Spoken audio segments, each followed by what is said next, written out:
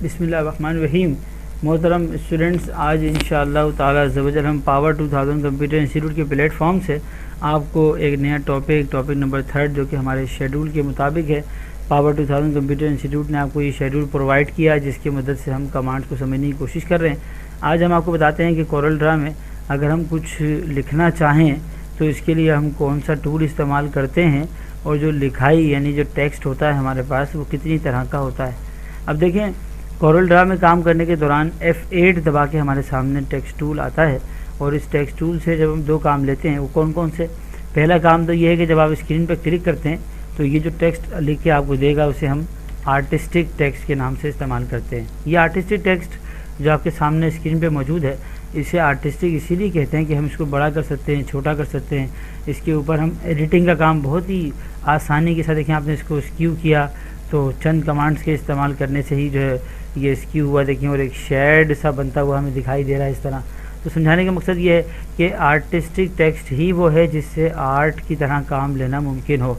लेकिन इसकी बनिस्बत अगर हमारे पास इसी टेक्स्ट टूल से हम क्लिक ना करें स्क्रीन पर बल्कि एक रेंज बना दें इस तरह ड्रैग करके, तो इसे हम फिर आर्टिस्टिक टेक्स्ट का नाम नहीं देंगे बल्कि इसको पैराग्राफ टेक्स्ट कहा जाएगा। जैसे कि टाइम मैगज़ीन में आने वाली कंप्यूटर ग्राफिक्स की रिपोर्ट अगर हम यहाँ टाइप करें, the computer 3D graphics as one of the top 10 career choices in the next decade. तो गौर से देखें स्क्रीन पर तवज्जो के साथ कि जो रिपोर्ट मैंने आपके सामने लिखी है यहाँ पर, इस रिपोर्ट को हमने कट करके पेस्ट किया। याद रखिए कि कैरेक्टर एक होता है लेकिन जब बहुत सारे कैरेक्टर मिलते हैं तो वर्ड बनता है और वर्ड से वर्ड मिलते हैं तो सेंटेंस बनता है और सेंटेंस वहाँ ख़त्म होता है जहाँ फुल स्टॉप होता है। सेंटेंस से सेंटेंस मिलते हैं तो पैराग्राफ बनता है और इस तरह पैराग्राफ से मिलकर हमारा पेज मुकम्मल होता है। देखिए, जहाँ भी आप टेक्स्ट लिखने के दौरान स्पेस दबाएंगे तो स्पेस दबाते ही जो है एक नया वर्ड शुरू हो जाएगा, लेकिन जैसे ही आप फुल स्टॉप दबाएंगे तो नया सेंटेंस शुरू होता है और जैसे आप इंटर दबाते हैं तो वहाँ जहाँ हम काम कर रहे होते हैं वो पैराग्राफ ख़त्म हो जाता है, यानी कि पैराग्राफ ब्रेक हो जाता है। यहाँ देखिए टेक्स्ट के बुनियादी ऑप्शंस अगर हम सेलेक्ट करना चाहें पैराग्राफ के लिए तो ऊपर भी दिए होते हैं, जहाँ साइज़ है, फ़ॉन्ट है, स्टाइल है, अलाइनमेंट है। आप अलाइनमेंट में जाके इसको फुल जस्टिफाई कर दें तो ये राइट से भी और लेफ़्ट से भी देखें इस तरह जस्टिफाई होकर आपके सामने आएगा। यहाँ एक बात ध्यान नशीन रखें अच्छी तरह से कि कोरल ड्रा में काम करने के दौरान जो टेक्स्ट आपने लिखा कंसंट्रेशन देखिए मस्ट है। आप अगर चाहें तो आप उसका कलर चेंज कर लें, देखिए इस तरह से नोट करें गौर से, अपनी मर्ज़ी के मुताबिक देखिए आप उसका कलर चेंज कर सकते हैं। दूसरा, अगर हम चाहें कि हम टेक्स्ट पे काम करें तो देखिए ये जो हमारे पास नीचे एरिया कंट्रोल करने के ऑप्शन है, इससे आप इसके साइज़ को मैनेज कर सकते हैं। यहाँ मैं एक बात आपको समझाना चाहूँगा कि अगर आपने कोई ऐसा टेक्स्ट लिखा या हमारे पास पैराग्राफ जो हैं अगर एक से एक पैराग्राफ सेलेक्ट किया, जैसे मैंने देखिए इसको कट कर लिया, या अगर आप टाइपिंग कर रहे हैं तो आप लाजमी से फिर लिखेंगे तो फिर लिखते ही चले आएंगे। तो हमने जब इसको पेस्ट किया फिर पेस्ट किया फिर पेस्ट किया तो अब ये जो जगह थी ना ये कम पड़ गई और हमारे पैराग्राफ जो हैं वो इस जगह से बाहर निकल गए। तो याद रखिए ऐसा टेक्स्ट जो कि हमारी रेंज से बाहर हो जाए इसे हम ओवरफ्लो टेक्स्ट कहते हैं। क्या कहते हैं उसको?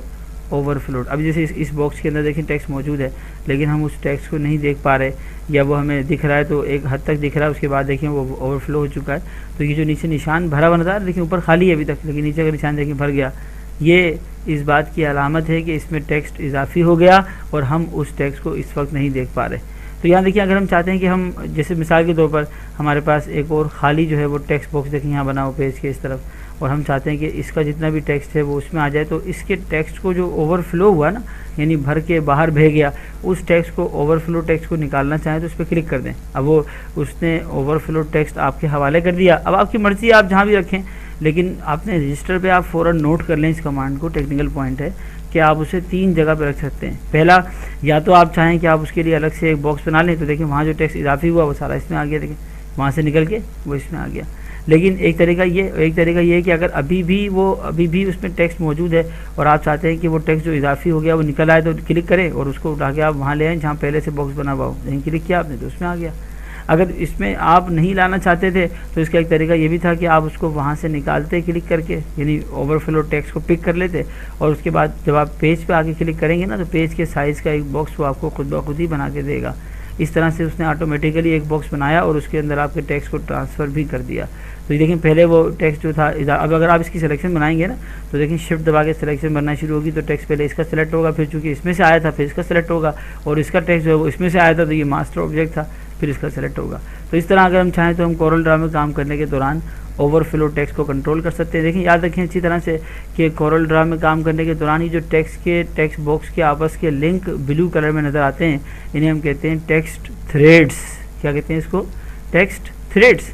तो अब देखें अगर हम चाहते हैं कि हमें टेक्स्ट थ्रेड्स नज़र ना आए तो आप टेक्स्ट में जाएं और जाके आप एक ऑप्शन हमें दिया हुआ देखें टेक्स्ट थ्रेड लिंक अनलिंक के नाम से। अगर हम चाहते हैं कि ये इसको छुपा दे देखें तो आप जाएंगे टेक्स्ट में, वहाँ जाके आप अनलिंक कर दें, लिंक जो बनाया हुआ हमने इसको अनलिंक कर दें, तो ये सारे बॉक्सेस पहले की तरह अलग हो गए और जिससे इनका लिंक बना था वो अनलिंक हो गया।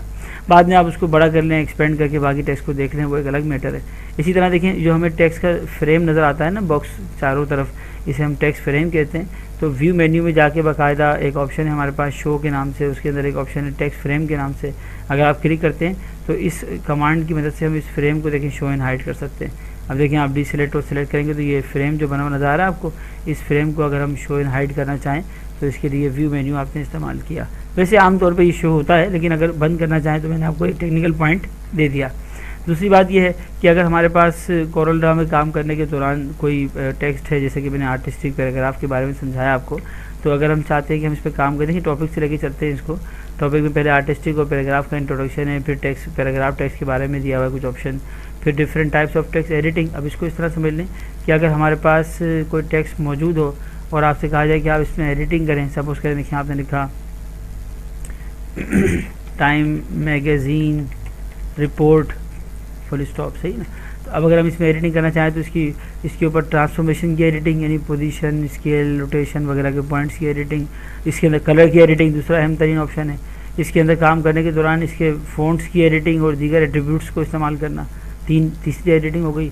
चौथी इसके अंदर जाके बाकायदा एक ऑप्शन दिया उसने आपको, इसका नाम क्या है? Edit text. ये वो जगह है जहाँ जाके आप इसमें एडिटिंग कर सकते हैं। लेकिन नोट करें जैसे हमने कहा भाई द कंप्यूटर ग्राफिक्स, तो अब देखिए नोट करें और से जब आप वापस आए तो वो चेंज हुआ।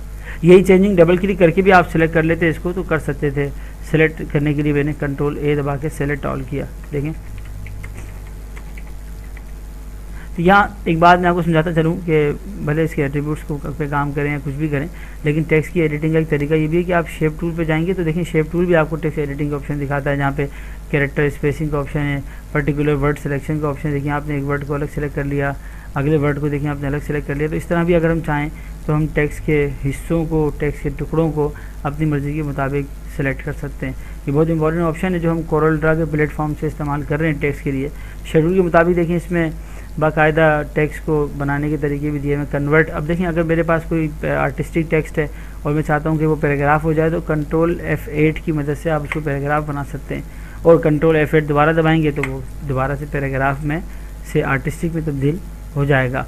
इसके अलावा देखिए अगर हमें टेक्स्ट की इन्फॉर्मेशन चाहिए हो कि उसमें कितने पैराग्राफ हैं, कितनी लाइनें हैं, कितने वर्ड्स हैं, तो इसके लिए हमारे पास टेक्स्ट में ही एक ऑप्शन दिया हुआ है जिसका नाम टेक्स्ट स्टैटिस्टिक है।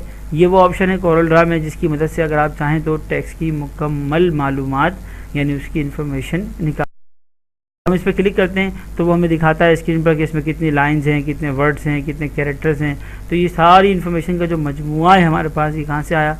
टेक्स्ट मेन्यू से। इसका नाम क्या है? Text statistic. टेक्स्ट स्टैटिस्टिक, ठीक है। अब जैसे मैंने आपको बताया था अभी कि आप अगर रेंज बनाएंगे तो पैराग्राफ बनेगा, फिर आपने उस पैराग्राफ में कुछ पेस्ट किया तो कुछ कैरेक्टर, कुछ जगह ऐसी होती हैं जहाँ पे उसने छुपा के रखा हुआ कुछ जगहों को, कुछ ऑप्शंस को, उन्हें कहते हैं नॉन प्रिंटिंग कैरेक्टर्स। अगर आपने इसको ऑन कर दिया ना तो अब इसका फ़ायदा ये होता है कि देखिए नोट करें, जब आप जाएंगे ना इसके अंदर तो जहाँ जहाँ देखिए इस तरह स्पेस आया होगा वहाँ ये पॉइंट नज़र आएंगे, और जहाँ जहाँ भी आप इंटर दबाएंगे, जहाँ यानी पैराग्राफ ख़त्म होगा ना, वहाँ ये इनविजिबल साइन बना हुआ आएगा जो आपको इस बात का इजहार कर रहा है कि यहाँ पैराग्राफ ख़त्म हुआ है।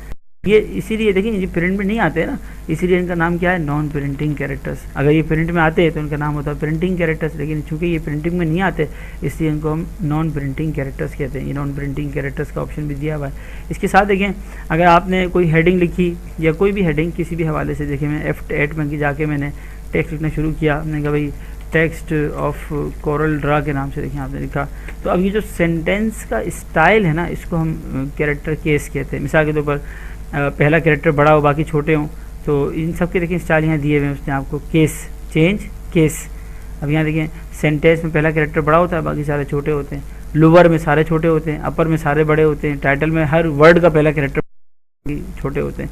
और टुगल में उसका अपोजिट है, यानी पहला कैरेक्टर ही छोटा होता है, बाकी बड़े होते हैं। तो ये अलग अलग स्टाइल है हमारे पास। अगर हम टेक्स्ट स्टाइल यानी टेक्स्ट के केस स्टाइल सेलेक्ट करना चाहें, कैपिटल और स्मॉल करना चाहें, तो हम अपनी मर्ज़ी के मुताबिक उसके ऊपर ये काम कर सकते हैं। मैं डायरेक्टर सैयद आमिर अली अत्तारी और पावर 2000 कंप्यूटर इंस्टीट्यूट की पूरी मैनेजमेंट आपको डीवीटी में एडमिशन लेने पर, डीवीटी यानी डिजिटल वीडियो ट्रेनिंग, जो कि गवर्नमेंट से रजिस्टर्ड एक ऐसी प्रोडक्ट है पावर 2000 की, जिसके ज़रिए वीडियो इन्वायरमेंट के अंदर आपको कंप्यूटर ग्राफिक्स के लेटेस्ट सॉफ्टवेयर प्रैक्टिकल और प्रोफेशनल तरीके से पाकिस्तान में पहली मरतबा उर्दू ज़बान में करवाए जा रहे हैं। खुश आमदीद कहता हूँ।